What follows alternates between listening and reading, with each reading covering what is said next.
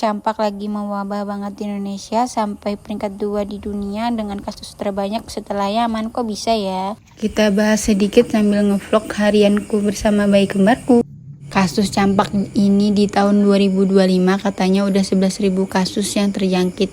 Dan menurut dokter anak, ini terjadi karena banyak orang tua yang ogah memvaksin anaknya. Bahkan ada loh orang tua yang ngomong mending anaknya kena campak daripada harus vaksin.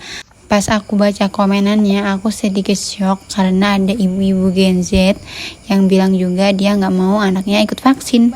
Karena aku kira ibu-ibu Gen Z itu lebih terbuka atau lebih aware terhadap vaksin sih. Tapi ada juga ternyata yang nggak ikut vaksin. Sebenarnya vaksin memang nggak menjamin 100% anak bakal nggak terjangkit virus penyakit. Tapi kalau kita vaksin, kan anak kita biarpun nanti nauzubillah mungkin kena sakit campak atau gejalanya nggak bakal separah kalau kita nggak pernah vaksin. Aku coba baca-baca komenan yang ibu-ibu anti vaksin, katanya dia pernah lihat postingan orang luar negeri vaksin bikin anak autis.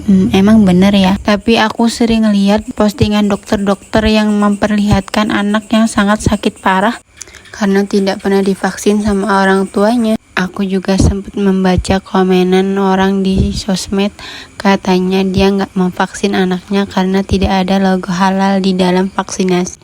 Jujur aku bacanya agak shock. Wow, bisa ya kepikiran ke halalnya juga. Menurut kalian vaksinasi halal atau haram nih? Yang pasti campak ini udah menimbulkan banyak korban ya teman-teman.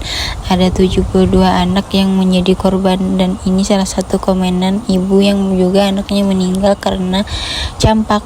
Dan di situ dia mengakui bahwa dia juga nggak pernah imunisasi campak sama sekali. Jadi teman-teman, lebih baiknya kita lebih aware terhadap vaksin dan lebih baik kita vaksinkan anak-anak kita demi masa depannya juga. Dan aku pun yakin kalau kita berikhtiar demi kebaikan anak, pasti manfaatnya juga lebih baik daripada kita menyesal di kemudian hari.